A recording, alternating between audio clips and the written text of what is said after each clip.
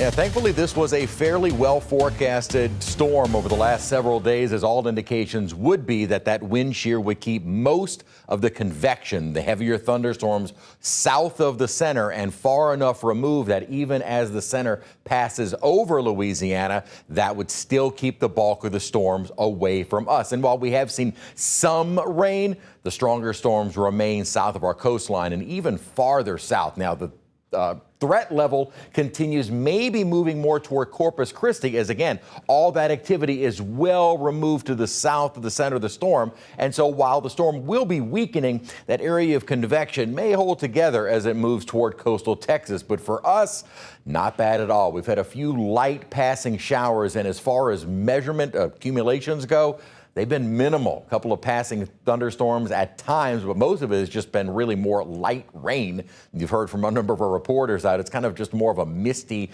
light sprinkle that kind of passes through very, very quickly. If anything, it makes it feel maybe a little bit more intense because of the gusty winds. What we also benefited from was the fact that we did have a bit more cloudiness overhead. That has helped to really keep our temperatures down. That's where all of the strong thunderstorms are. And again, if those hold together, maybe moving more in the direction of Corpus as the center tries to move more toward Galveston, Houston area.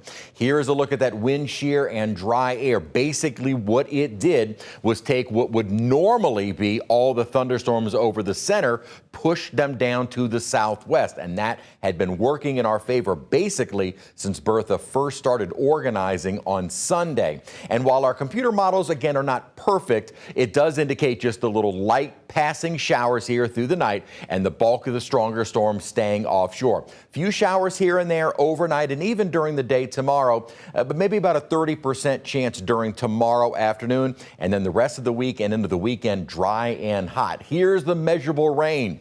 We can manage that.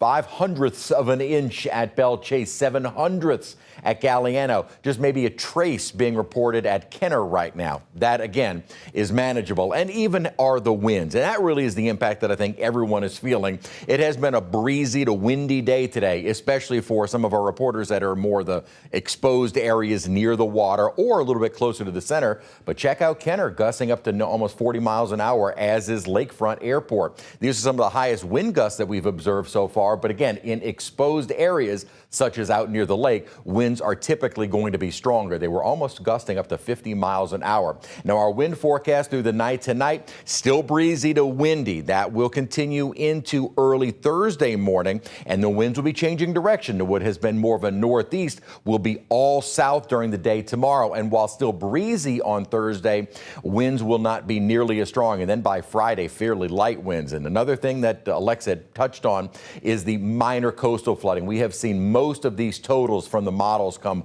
way down with further inundation, maybe a foot above ground level in the surrounding areas of Lake Pontchartrain. And really our highest levels are Lake Bourne and the extreme eastern part of St. Bernard Parish at 3 foot. So expecting the water levels to start receding after high tide early tomorrow morning. Then we'll be drying out, 92 degrees, 94 to 96, and mostly dry heading into the weekend.